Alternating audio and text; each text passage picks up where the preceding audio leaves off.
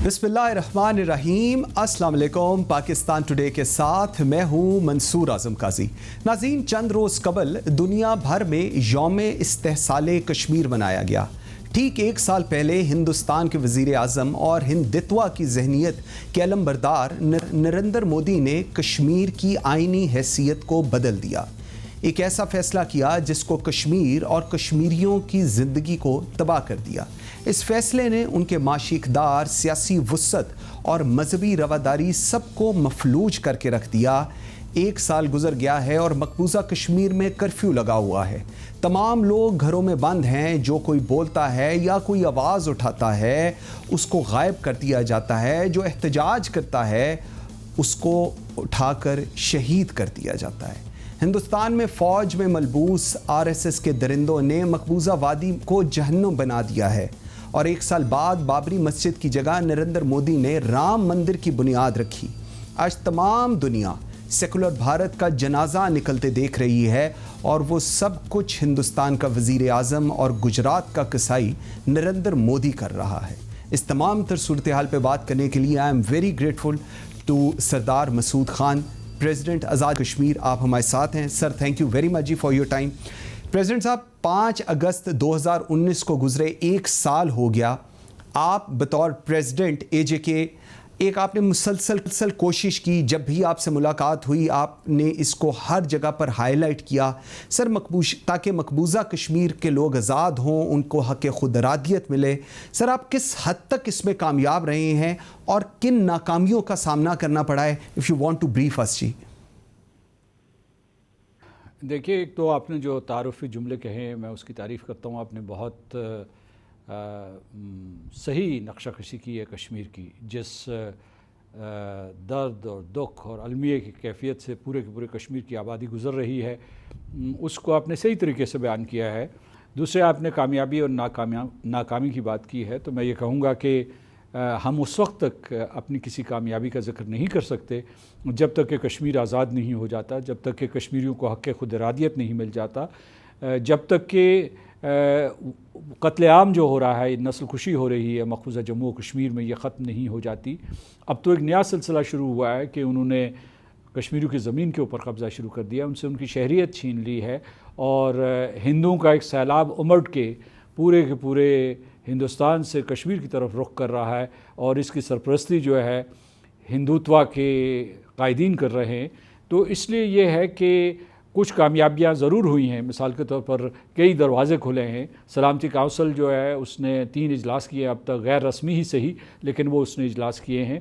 और ये भी मैं आपको बता दूं कि अगस्त 5 को जब हम ये यौम इस्तेहसाल मना रहे थे या कश्मीर के ऊपर कब्ज़े के एक साल के बाद जो है सारी दुनिया में एहतजाज हो रहा था, तो उस दिन सलामती काउंसिल भी मिली है, क्योंकि उसे भी मालूम है कि मकबूजा जम्मू कश्मीर में सूरत हाल बहुत ख़तरनाक है। इसके अलावा जो है आपने देखा होगा गुज़श्ता बरस में और इस साल भी अगस्त 5 के आसपास जो है दुनिया भर के ज़राए इब्लाग, पार्लियामेंटेरियंस, मौक़र जरीदे और अखबारात और उसके अलावा जो है अहल राय जो ओपिनियन लीडर्स हैं उन्होंने हिंदुस्तान के ख़िलाफ़ बयानात दिए हैं और हिंदुस्तान को ये बताया है, ये वार्निंग दी है कि हिंदुस्तान ने जो इक़दामात किए हैं वो हिंदुस्तान को ख़ुद गैर मुस्तहकम कर देंगे और हिंदुस्तान का शिराज़ा बिखर सकता है, क्योंकि इस सतह पे नस्ल कुशी को बर्दाश्त नहीं किया जा सकता और हिंदुस्तान को किसी न किसी वक्त जो है कटहरे में खड़ा होना पड़ेगा। बिल्कुल ठीक है। सरदार साहब, मुझे एक चीज़ बताइएगा, जिस तरह हिंदुस्तान से हिंदुओं को लाया जा रहा है और कश्मीर के अंदर उनको मकबूजा कश्मीर के अंदर उनको कहा जा रहा है कि वो यहाँ पर रहें, उनको स्पेस दी जा रही है और ताकि एक मेजॉरिटी एरिया जो मुसलमानों का है उसको माइनॉरिटी में कन्वर्ट करने की एक कोशिश की जा रही है हिंदुस्तान की तरफ से, नरेंद्र मोदी की तरफ से। सर, आपको क्या लगता है इससे क्या वो जो एक उनकी एक जज्बा है, जो उनकी हक़ खुद इरादियत की जंग है जो वो बरसों से लड़ रहे हैं, क्या इसमें कुछ कमी आएगी या क्या माइंडसेट है हिंदुस्तान का इसको लेकर? देखिए, उस जज्बे में कमी के बारे में सोचा भी नहीं जा सकता, क्योंकि यूँ इसे सादा लफ्ज़ों में समझने की कोशिश कीजिए कि कोई दंदनाता आपके घर में आया है और आपका घर आपसे छीन लिया है और वो आपकी बहनों और माँओं और दूसरी ख़वातीन जो है उनकी बेहुरमती करता है مردوں کو ٹھوکریں مارتا ہے، وہ آنے والا دراندازی کرنے والا شخص جو مسلح ہے اور آپ کے پاس کوئی ہتھیار نہیں ہے، تو اس کیفیت سے پورے کا پورا کشمیر گزر رہا ہے. یعنی ان کا پورا وطن کشمیریوں کا محصور ہو گیا ہے. ابھی جب اگست 5 کی یہ سارے کی ساری جو موومنٹ ساری دنیا میں چل رہی تھی 2-4 دن پہلے، تو پورے کا پورا جو مقبوضہ جموں و کشمیر وہ کرفیو کی کیفیت میں تھا. لوگوں کو، عمائدین کو، خاص طور سے سیاسی رہنماؤں کو، بلکہ عام لوگوں کو گھروں سے باہر آنے کی اجازت نہیں تھی. ہر گھر کے باہر پہرا لگا ہوا تھا. اس قسم کی قید و بند سے وہ گزر رہے ہیں. وہاں کوئی جذبہ سرد نہیں ہوا، اور دنیا کے جتنے تجزیہ نگار ہیں یا جو سیاسی مبصرین ہیں، انہوں نے کہا ہے کہ یہ جو ہندوستان نے جنگ چھیڑی ہے، طویل جنگ چھیڑی ہے، اور اس کی مسلح مزاحمت ہوگی. یعنی جو کشمیری نہتے ہیں لیکن اس کے باوجود وہ لڑیں گے. جو 80 لاکھ کشمیری ہیں، جو 80 لاکھ مسلمان نشانہ بنائے جا رہے ہیں، اور نوجوان بالخصوص جو ہے وہ آزادی کا نعرہ بلند کرتے ہیں. میں ابھی پڑھ رہا تھا ایک مضمون جس میں کسی نے یہ کہا کہ بچے اپنی ماں باپ کا نام جاننے سے پہلے آزادی کا نعرہ بلند کر لیتے ہیں. تو بات یہ ہے کہ وہاں یہ جذبہ زندہ ہے اور یہ زندہ رہے گا. اس کو تقویت ملے گی.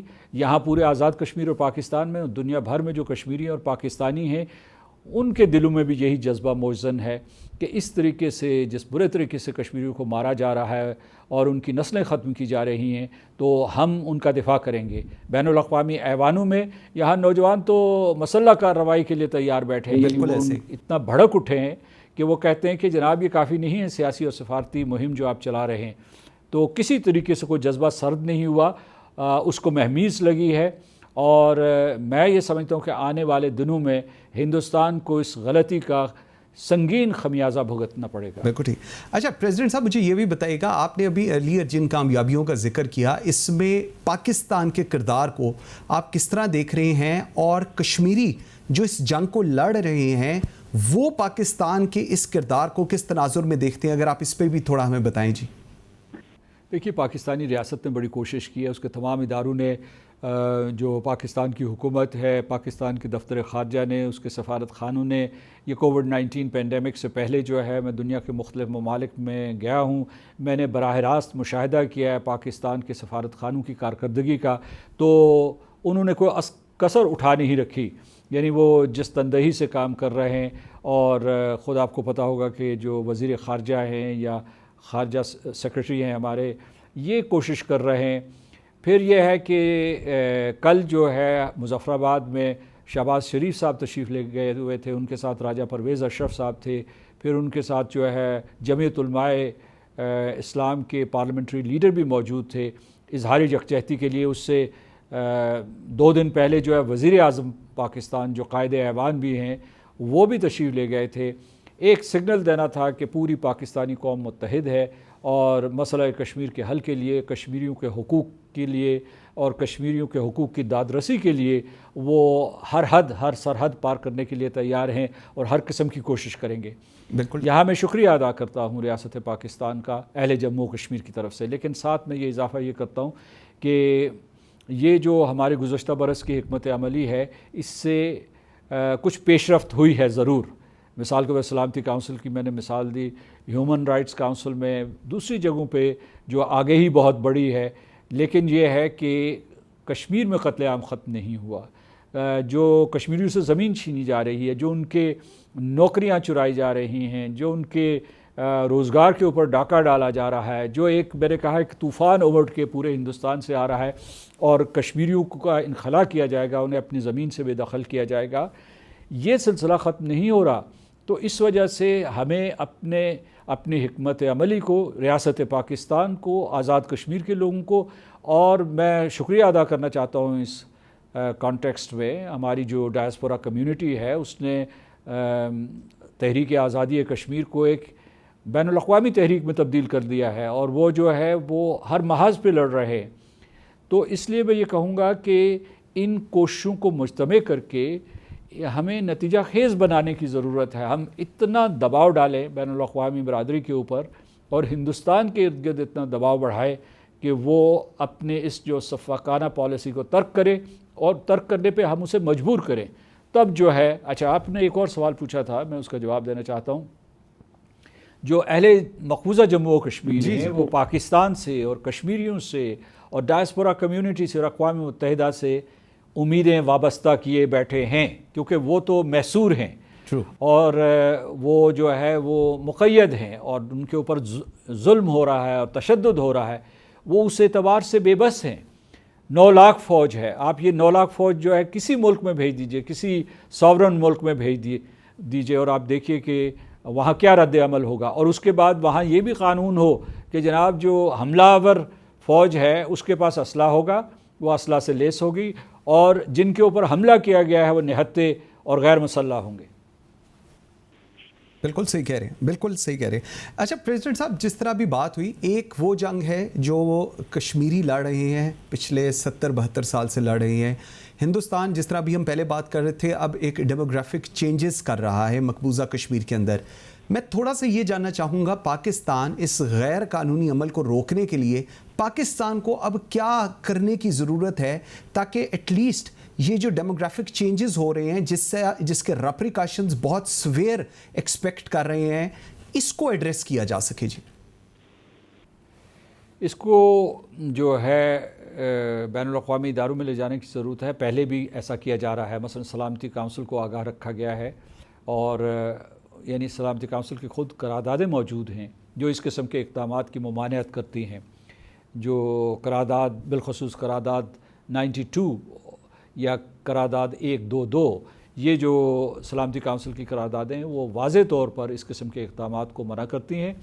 لہٰذا سلامتی کونسل کی ذمہ داری بنتی ہے، جنرل اسمبلی کی ذمہ داری بنتی ہے. جنرل اسمبلی میں ایک جو ہے سیکرٹری جنرل کا ایک خصوصی نمائندہ وہ نسل کشی کی روک تھام کے لیے ہوتا ہے، جینوسائیڈ کی روک تھام کے لیے ہوتا ہے، اور یہ ان کے سامنے جو جینوسائیڈ نسل کشی کرنے والے یا نسل کش قوتیں ہیں یہ کشمیر میں متحرک ہیں.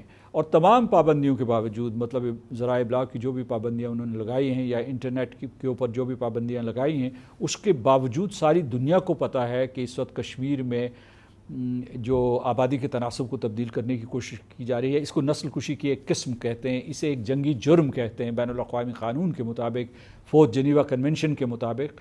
تو ہمیں ICRC کی طرف جانے کی ضرورت ہے. ہمیں اصل میں اصرار کرنا چاہیے کہ جیسے نورمبرگ ٹرائیبیونلز بنے تھے ویسے بننے چاہیے، اس لیے کہ جس قسم کے نورمبرگ لاز تھے جو ہٹلر نے نافذ کیے تھے اور ان کے نتیجے میں جیسے جو ہے یہودیوں کو بے دخل کر دیا تھا یا ان کو ہولوکاسٹ کے ذریعے مار دیا تھا یا انہیں ملک سے نکال دیا گیا تھا، وہی عمل کشمیر میں شروع ہو چکا ہے. یعنی غیر قانونی آباد کاری اور اس کے علاوہ جو ہے مسلمانوں کے انخلاء کے لیے تیاری. مسلمانوں کو مجبور کیا جائے گا کہ وہ ہجرت کریں گے. جب وہ ہجرت کر کے پاکستان میں آئیں گے، پناہ مانگیں گے، جب ہم انہیں پناہ دیں گے تو کہتے ہیں کہ پاکستان جو ہے ان دہشت گردوں کو پناہ دے رہا ہے. یہ میں ان کا منصوبہ ہے. تو کہنے کا مطلب یہ ہے کہ اسے بین الاقوامی برادری کو جگانے کے لیے بین الاقوامی اداروں کو متحرک کرنے کی ضرورت ہے جو اس کے لیے ذمہ دار ہیں. مثال کے طور پر انٹرنیشنل لا کمیشن سے رجوع کیا جا سکتا ہے کہ جناب وہ ایک ٹرائیبیونل بنائے، کیونکہ اگر جو ہٹلر اور مسولینی اور ملاسووچ گزشتہ صدی کے جو وہ گردن زدنی تھے، تو ان سے زیادہ بھیانک جرائم کا ارتکاب جو ہے اس وقت نریندر مودی، امت شاہ، راجناتھ سنگھ اور موہن بھگوت کر رہے ہیں. تو کہنے کا مطلب یہ ہے کہ مجرم دندناتے پھر رہے ہیں اور جو معصوم لوگ ہیں وہ قربانی کے جانوروں کی طرح ذبح کیے جا رہے ہیں. بالکل ٹھیک. پریزیڈنٹ صاحب مجھے ایک چیز بتائیے کہ جس طرح ابھی وار کرائم کی بات ہوئی، جو وہاں پر سب کچھ ہو رہا ہے اور دنیا کی آرگنائزیشنز کو آپ نے مینشن کیا، پاکستان کی اگر میں دوبارہ تھوڑی سی بات کرنا چاہوں، کیا پاکستان جو کشمیر کا کیس ہے اب اس طرح دنیا کو پریزنٹ کر سکا ہے؟ بیکاز ایک ویو پوائنٹ یہ بھی ہے کہ ہمیں بہت کچھ کرنے کی ضرورت ہے اور شاید might be the reason Covid کی وجہ سے ہم وہ سب کچھ اس طرح ڈیلیور نہیں کر سکے. اس پہ آپ کی کیا بائیں گے؟ جی میں یہ کہوں گا کہ گزشتہ برس جو ہے اگست، ستمبر، اکتوبر میں آپ نے پوری کوشش کی اور اس میں صرف جو ہے حکومت شامل نہیں تھی، ساری سیاسی جماعتیں بھی شامل تھی اور پھر جو ہے ان کو پاکستان کی آبادی کی 22 کروڑ آبادی کی حمایت حاصل تھی. اور میں ہر شہر میں گیا تھا اس زمانے میں تو ایک نیا جذبہ تھا، ایک ولولہ تھا کشمیریوں کی مدد کا، کیونکہ میں کہیں ایک جلسے سے خطاب کر رہا تھا تو میں نے کہا کہ یہ صرف جو ہے سیاسی اور سفارتکاری جو ہے سیاسی اور سفارتی ذرائع سے یہ مسئلہ نہیں حل ہو سکتا، یا جیسے ہم صرف اقوام متحدہ سے رجوع کر کے مطمئن ہو جائیں کہ وہ ہمیں انصاف جو ہے تشتری پہ رکھ کے دے دیں گے، ایسا نہیں ہوگا۔ اس کے لیے یہ ہے کہ ہمیں پوری آبادی جو ہے اس کو ساتھ لے کے چلنا ہوگا۔ تو میں نے یہ کہا تھا کہ بند کمروں کا مسئلہ نہیں رہا اب یہ جو چوکوں چوراہوں کا اور شاہراہوں کا مسئلہ ہے، آپ اسے دنیا کی شاہراہوں میں لے جائیں اور تقریباً اسی قسم کی تحریک پیدا کریں جو ساؤتھ افریقہ میں نسل پرستی کے خلاف تھی، یا ویتنام کی جنگ کے خلاف تھی، یا جس طریقے سے جہاں جہاں کہیں بھی ظلم ہو رہا تھا اس کے خلاف جو ہے بین الاقوامی تحریکیں ہوئی، اور اس کی وجہ سے جو بین الاقوامی ادارے مجبور ہوئے اور انہوں نے فیصلے کیے۔ پاکستان اکیلا یہ جنگ نہیں لڑ سکتا، پاکستان کو اپنے دوستوں کی تعداد بڑھانی ہوگی، اور پہلے سے کئی دوست موجود ہیں، کچھ ملک ہمارے ساتھ کھڑے ہوئے ہیں آ کے بڑی جرأت کے ساتھ۔ میں ترکی، ملیشیا اور ایران کا نام لوں گا، چین کا نام لوں گا، مغربی یورپ کے کچھ ممالک ہیں، لیکن سخت محنت کی ضرورت ہے، کیونکہ جیسا کہ میں نے کہا کہ ہم تنہا صرف حکومتوں کے سہارے یہ جنگ نہیں لڑ سکتے، کیونکہ مغربی حکومتیں جو ہیں وہ تو ہندوستان کے ساتھ بندھی ہوئی ہیں، یا تو ان کے معاشی تعلقات ہیں، یا وہ چاہتے ہیں کہ ہندوستان کو جو ہے چین کے خلاف استعمال کیا جائے، اور اس میں ہندوستان کا ایک کردار وہ سمجھتے ہیں کہ ہے، جو میں سمجھتا ہوں نہیں ہے۔ لیکن ہمیں جو ہے صرف جو ہے ان حکومتوں کے اوپر انحصار نہیں کرنا، ہم نے جو ہے بین الاقوامی انٹرنیشنل سول سوسائٹی کی حمایت حاصل کرنی ہے، تبھی ہم کامیاب ہو سکتے ہیں۔ بالکل ٹھیک ہے، بالکل ٹھیک ہے۔ ویورز ایک چھوٹی سی بریک لیتے ہیں یہاں پر، اور جب بریک سے واپس آتے ہیں تو جن کا ابھی پریزیڈنٹ صاحب نے ذکر کیا ہے، ان کے کیا رول ہونا چاہیے اور باقی کی دنیا کا کیا رول ہونا چاہیے، اس پہ بات کریں گے۔ میرے ساتھ رہیے گا۔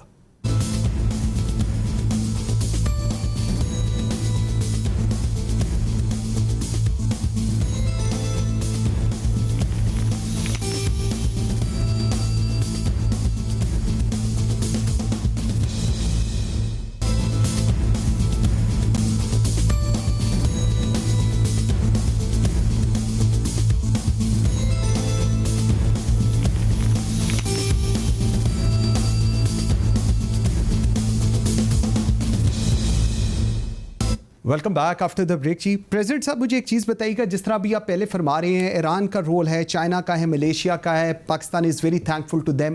سر ایکچولی واٹ از ریکوائرڈ کہ پوری دنیا اس چیز کو سمجھے، اس کو انڈورس کرے، اور اس کے بعد ایک پریشر اس طرح کا آئے ہندوستان کے اوپر کہ جو اس کے یہ غیر قانونی اقدامات ہیں، یہ اس جنگی جنون سے ہندوستان واپس آئے۔ سر اس کے لیے کیا کرے پاکستان؟ اس کے لیے مزید کیا کرنا چاہیے؟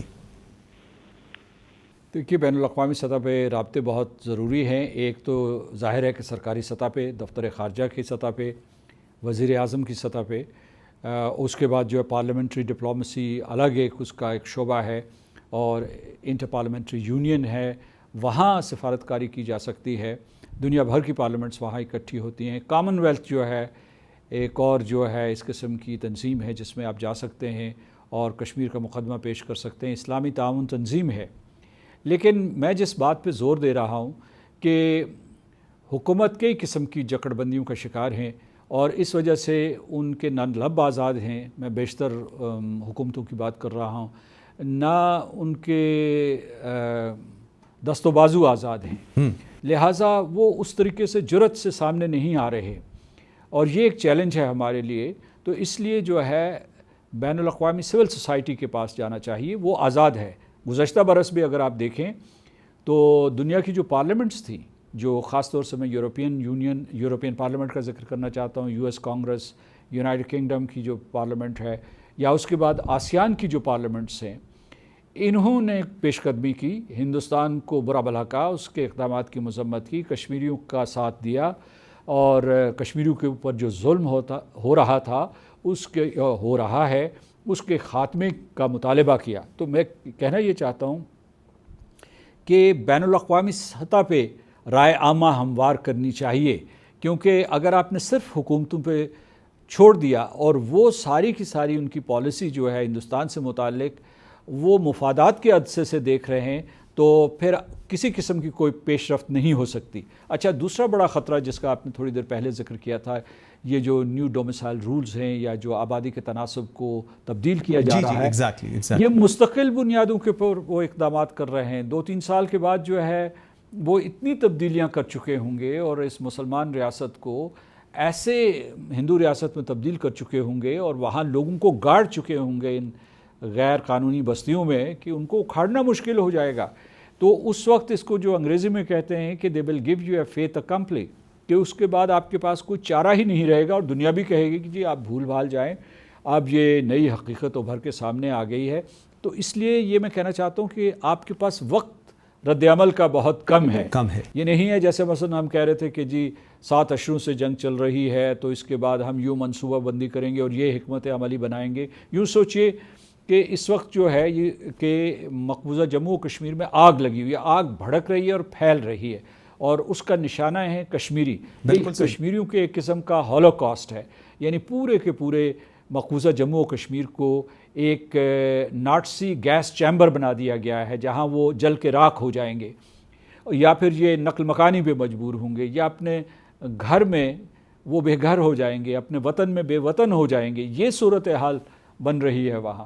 تو میں یہ کہہ رہا ہوں کہ جب آپ بین الاقوامی برادری کی بات کر رہے ہیں تو آپ مت سوچئے صرف ان 15 ارکان کا جو سلامتی کونسل میں بیٹھتے ہیں جس میں 5 مستقل ہیں اور 10 جو ہے غیر مستقل ہیں۔ آپ ساری دنیا کی عالمی برادری کی بات سوچئے۔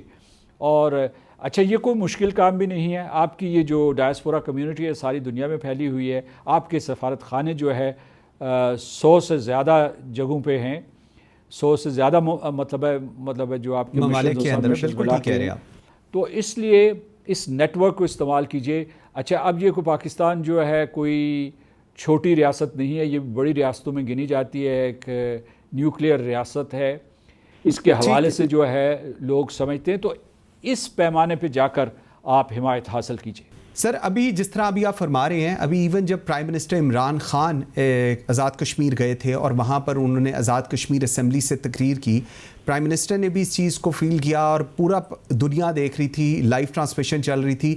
کیوں سر 1 سال کے اندر اٹ فیلز لائک کہ تھوڑی سی نا امیدی نظر آئی؟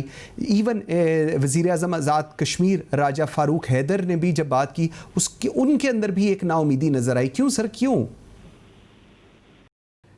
کوئی مایوسی نہیں ہے، کوئی نا امیدی نہیں ہے۔ جو مقبوضہ جموں و کشمیر کے لوگ ہیں وہ تو جانے دے رہے ہیں، ہر روز درجنوں نوجوان شہید ہوتے ہیں، تو کس قسم کی نا امیدی؟ مزاحمت تو جاری ہے۔ اور دوسرے یہ کہ آزاد کشمیر کے لوگ بھی قربانیاں دے رہے ہیں۔ ایک تو یعنی ان کے جسم کے ایک حصے میں یہ آگ لگی ہوئی ہے اور وہ کیسے آرام سے رہ سکتے ہیں، لہٰذا تشویش ہے، نا امیدی نہیں۔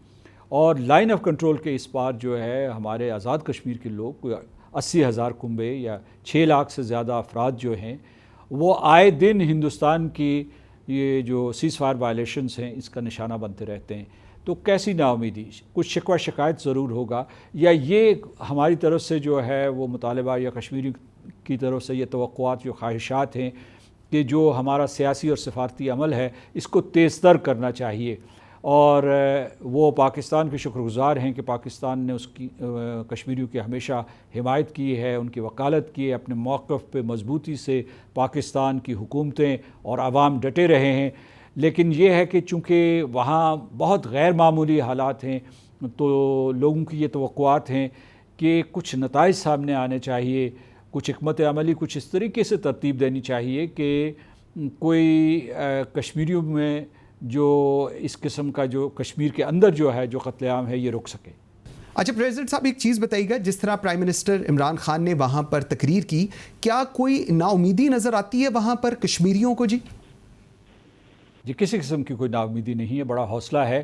اور جہاں تک مقبوضہ جموں و کشمیر کا تعلق ہے، وہاں کے لوگ ہر روز خون دے رہے ہیں، ہر روز نوجوان شہید ہوتے ہیں آزادی کے نام پہ، حق خودارادیت کے حصول کے لیے ہندوستان سے مقابلہ کرتے ہوئے۔ کسی قسم کی کوئی نا امیدی نہیں ہے، ہمت ہے اور یہ جذبہ ہے کہ ہم آزادی لے کر رہیں گے۔ اور دوسری طرف یہاں جو آزاد کشمیر ہے اس کے اس پار جو ہے یہ لائن آف کنٹرول کے ساتھ ساتھ جو ہے 80,000 کنبے رہتے ہیں یا 6 لاکھ افراد ہیں، وہ آئے دن ہندوستان کی بلا اشتعال فائرنگ کا نشانہ بنتے ہیں.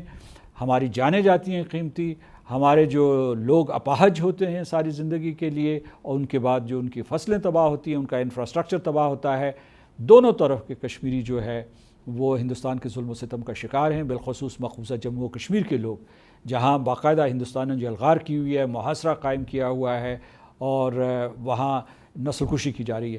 تو کیسی بے ہمتی. ہم لوگ جو ہے پرعزم ہیں, اور یہی جو ہے میرا خیال ہے کہ آنے والے دنوں میں, سالوں میں جو ہے یہ جذبہ بڑھتا ہی چلا جائے گا. بالکل ٹھیک ہے سر. پاکستان کے جو وزارت خارجہ ہے اور جو کشمیری پولیٹیکل لیڈرشپ ہے, they are on same page.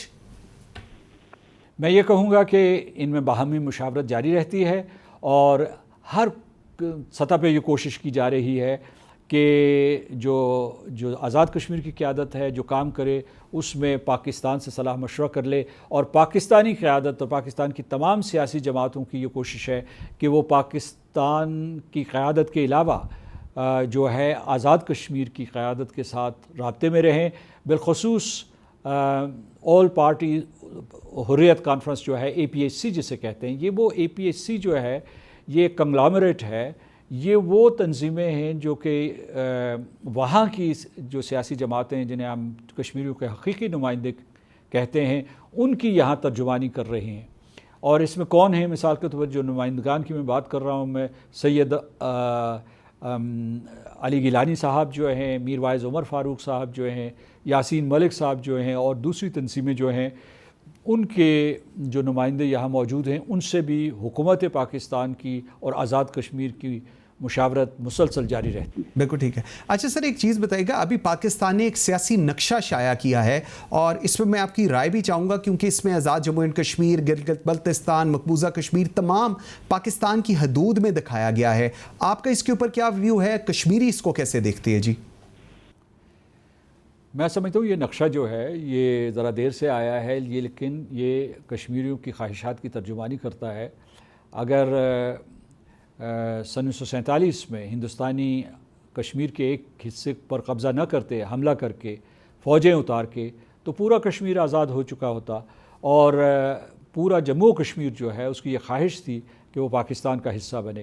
19 جولائی سن 1947 کو لگ بھگ پاکستان کی قائم ہونے سے ایک ماہ پہلے سری نگر میں all Jammu and Kashmir Muslim conference کے پرچم تلے جموں و کشمیر کے لوگوں نے یہ فیصلہ کیا تھا کہ وہ پاکستان کی ریاست کا حصہ بننا چاہتے ہیں. اگر ہندوستان اس وقت غیر قانونی اقدامات نہ کرتا, قبضہ نہ کرتا, تو اس وقت جو ہے اس وقت بھی پاکستان کا نقشہ یہی ہوتا جو آج جاری کیا گیا ہے.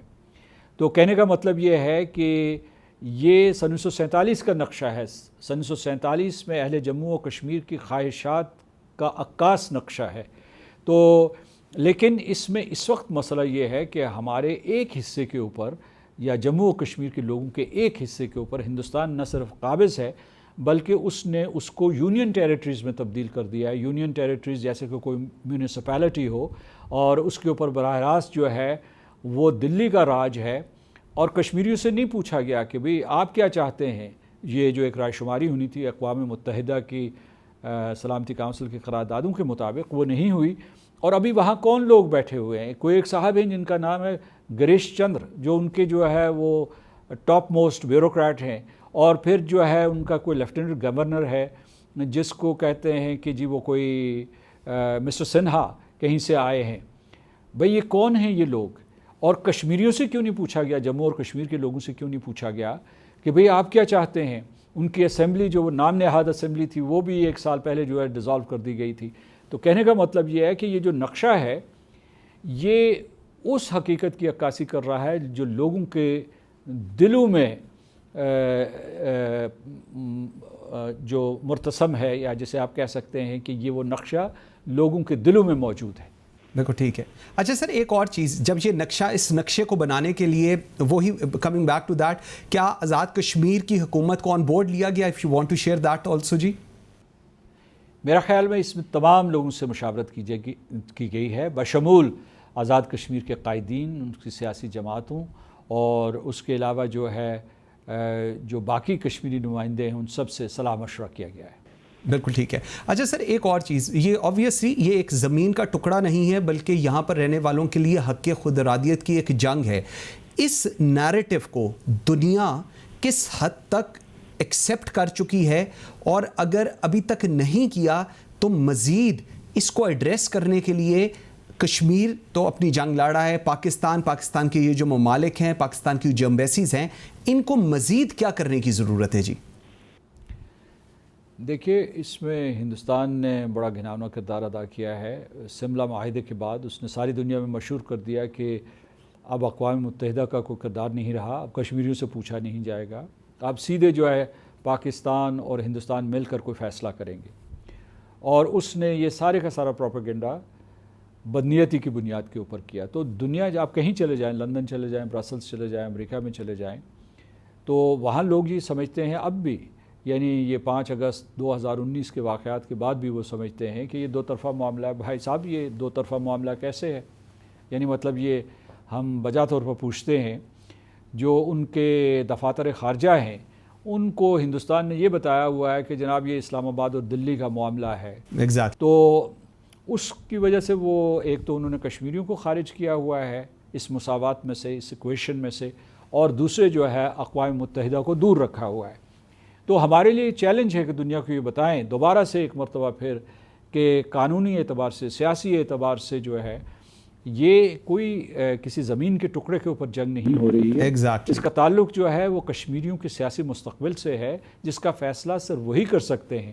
اور میں نے لوگوں کو یہ بھی بتایا ہے حال ہی میں کہ ہم کوئی چھوٹی موٹی آبادی کا ذکر نہیں کر رہے. یعنی اگر آپ یہ جو جموں و کشمیر کے 5 خطے ہیں جس میں گلگت بلتستان, آزاد کشمیر اور اس کے علاوہ لداخ, جموں اور کشمیر شامل کریں, تو رقبہ جو ہے وہ کوئی 85,000 مربع میل کے قریب ہے, جو دنیا کی کئی ریاستوں سے زیادہ بڑا ہے.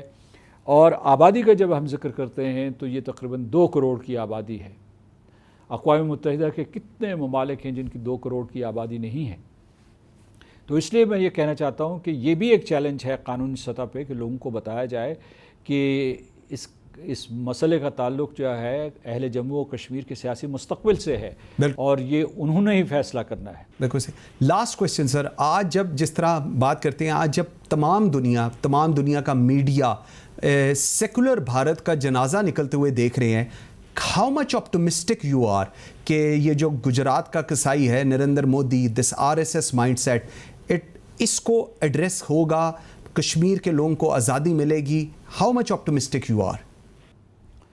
دیکھیے, یہ ایک ایسا مفروضہ ہے کہ یعنی ہم یہ کہیں گے کہ ہندوستان کو راشٹریہ سوائم سیوک سنگھ اور بھارتیہ جنتا پارٹی اور پھر جو ان کے حلیف ہیں بجرنگ دل, وشوا ہندو پریشد اور شیو سینا, اس قسم کی انتہا پسند قوتیں جو بالکل پاگل ہو گئی ہیں, جن کے اوپر جنگی جنون سوار ہے, جو تشدد بھی یقین رکھتی ہیں, جو ہندوستان کو پوتر کرنا چاہتی ہیں, مسلمانوں کو مار کے, عیسائیوں کو مار کے, مسیحیوں کو مار کے, سکھوں کو مار کے, اقلیتوں کا خاتمہ کر کے, دلتس جو ہے ان کو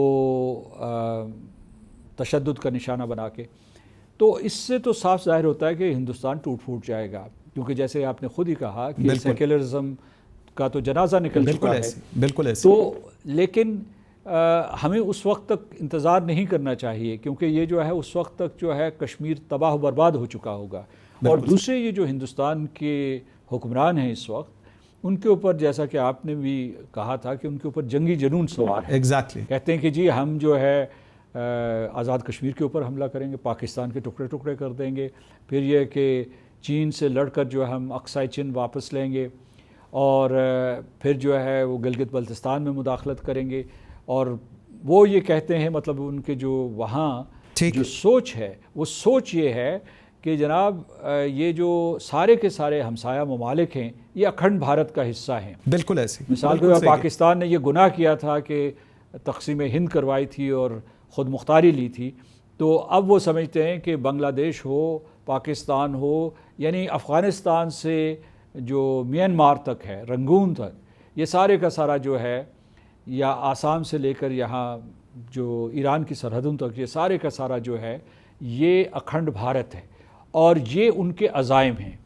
اس سے یہاں جنگ کے شعلے بھڑکیں گے بالکل. اور جنگ جو ہے، اور جب وہ یہ جنگ کریں گے تو انہیں بھی معلوم ہونا چاہیے کہ پاکستان بھی ایک جوہری ریاست ہے، چین بھی ایک جوہری ریاست ہے. بالکل ایسے. تو اس سے اصل میں ان کا ساری دنیا کو تباہ و برباد کرنے کا منصوبہ ہے، لہٰذا ان کو روکنا ضروری ہے. سردار مسعود خان صاحب، صدر آزاد جموں اینڈ کشمیر، آپ کا بہت شکریہ sir. Very grateful for your time. ناظرین، طلوع آفتاب کی دعا اور انتظار ہے جب کشمیری نریندر مودی اور ہندتوا کے مظالم سے آزاد ہوں گے. مجھے منصور اعظم قاضی کو اجازت دیجیے. اللہ حافظ.